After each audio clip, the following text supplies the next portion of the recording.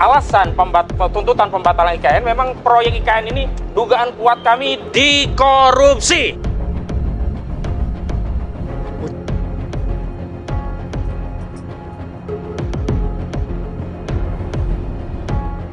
Pak, nanti properti itu milik siapa? Lah kita nggak mau, sudah capek-capek pakai APBN, proyeknya dari APBN, tanahnya milik rakyat, ternyata jadi bangunan milik swasta, milik grup yang ada di konsorsium. Nggak mau kami.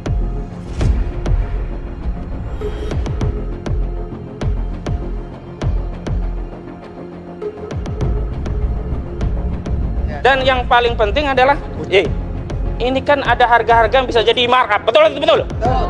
Lah itu sudah ada di ikhtisar hasil pemeriksaan BPK bahwa ya material dan bahan itu harganya nggak bisa stabil.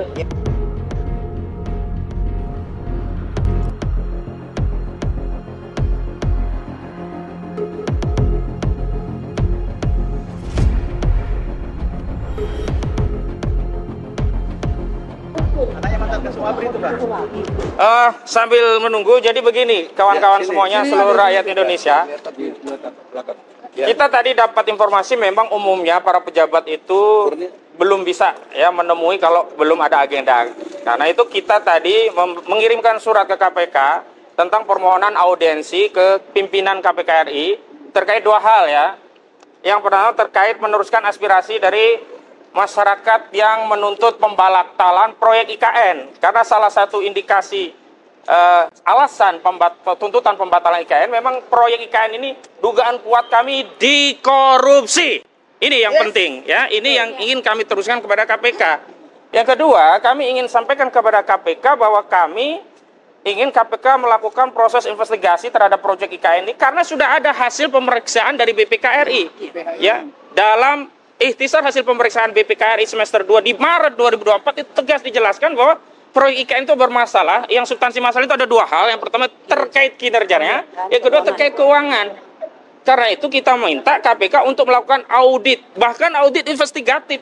Ini proyek ini yang tadinya kata saudara Joko Widodo nggak pakai APBN, nggak akan membebani, akan kerjasama badan usaha dengan pihak swasta dan seterusnya ya.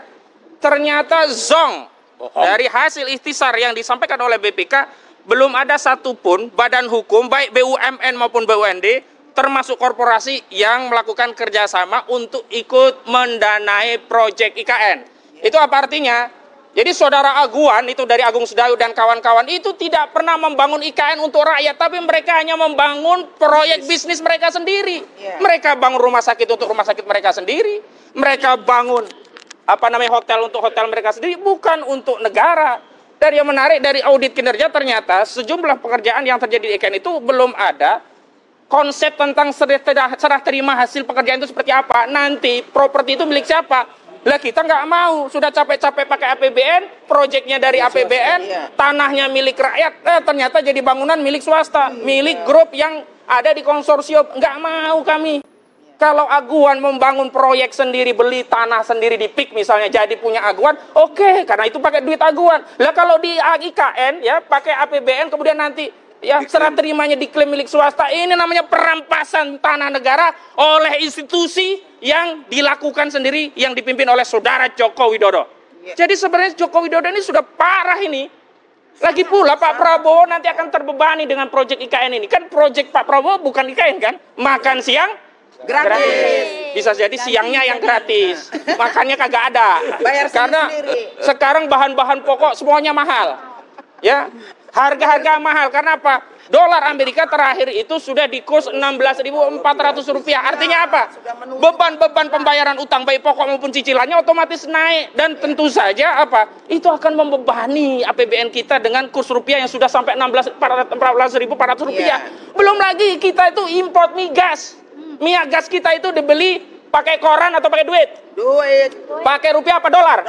Dolar. Nah, kalau dolarnya naik ya jadi beban subsidi BBM kita jadi tambah gede. Padahal rakyat itu ya langsung merasakan subsidi BBM, subsidi pendidikan, subsidi kesehatan itu ketimbang proyek IKN.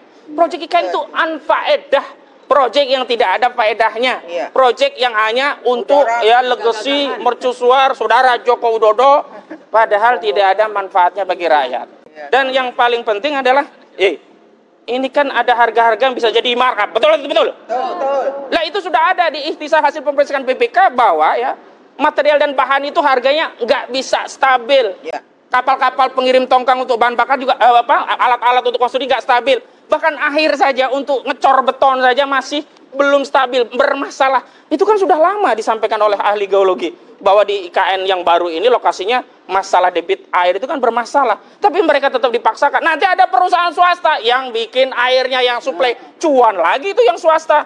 Sementara APBN jebol hanya untuk melayani proyek swasta. Ini yang kita nggak mau. Nah, karena ada kemungkinan ya markup dan sebagainya. Belum lagi ya progres yang melenceng ini ya harusnya bisa 17 Agustus nanti upacara yang info terakhir kan nggak di sana, ada 2 tempat, ada sebagian di Jakarta, ada sebagian di IKN yang nggak tahu yang sana yang hadirnya apakah benar-benar ada orang atau nanti jin buang anak lagi yang hadir di sana.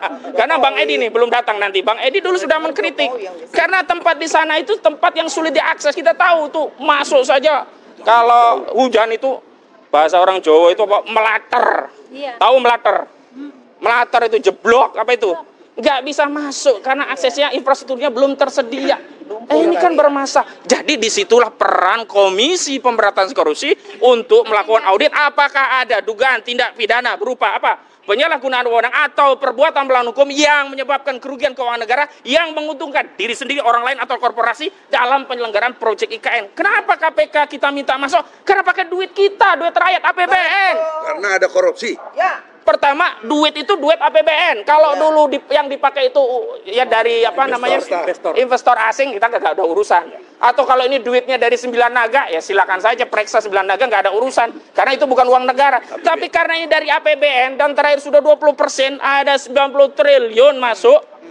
Hampir 90 triliun, artinya apa? Ada kewenangan dari Komisi Pemberantasan Korupsi untuk masuk ya melakukan proses audit. Nah, kenapa audit? Kan belum ada tersangkanya. Loh, KPK itu bukan hanya Komisi Pemberantas Korupsi, tapi juga pencegah korupsi. Ada divisi pencegahan. Nah, audit ini bisa dilakukan oleh KPK yang simpulannya bisa jadi rekomendasi. Ini layak atau tidak diteruskan. Kalau tidak layak, ya batalkan. Kenapa? Karena pembatalan itu lebih maslahat, tidak merugikan keuangan negara jauh lebih besar ketimbang dipaksa lanjut. Contoh konkretnya apa? Hambalang itu rugi negara. Kenapa dibatalkan? Kenapa mangkrak? Karena kalau dilanjutkan kerugiannya jauh lebih besar. Begitu juga IKN. Hambalang kan cuma beberapa triliun doang. Nggak ada ratusan triliun. Ini IKN 456 triliun atau hampir 500 triliun. Nah kemarin kan kita sudah tahu. Ternyata mau diambil dari utang, yang utang itu dibayar oleh pajak rakyat. Dari mana? Dari statement menteri-menteri. Akan dilakukan proses perancangan APBN 2025, defisitnya berapa coba? 600 triliun. 600 triliun itu dari mana? Nggak bisa ngambil pajak langsung dapat 600 triliun untuk nutup APBN. Utang dulu, pinjaman dulu. Baik menerbitkan surat berharga negara dan sebagainya. Ya itu nanti yang bayar kita. Nah, disitulah. Termasuk pajaknya dia juga. Iya, semua pegawai KPK pajak. Itu kan pegawai KPK, dia dapat gaji. Gaji itu kena apa? PPh. Dipotong oleh negara. Nggak enak bener kita yang dipotong. Yang enak kontraktor-kontraktor yang bangun IKN. Nah, kontraktor itu IKN lanjut, dia untung karena fasilitasnya nanti dipakai. Nggak lanjut, dia juga untung. Sudah dapat proyek. Sudah dapat proyek, udah untung. Jadi ini yang kita ingin sampaikan. Nah, kita mau nunggu respon dari KPK seperti apa. Nah, selanjutnya dari Bang Azam, silakan Bang.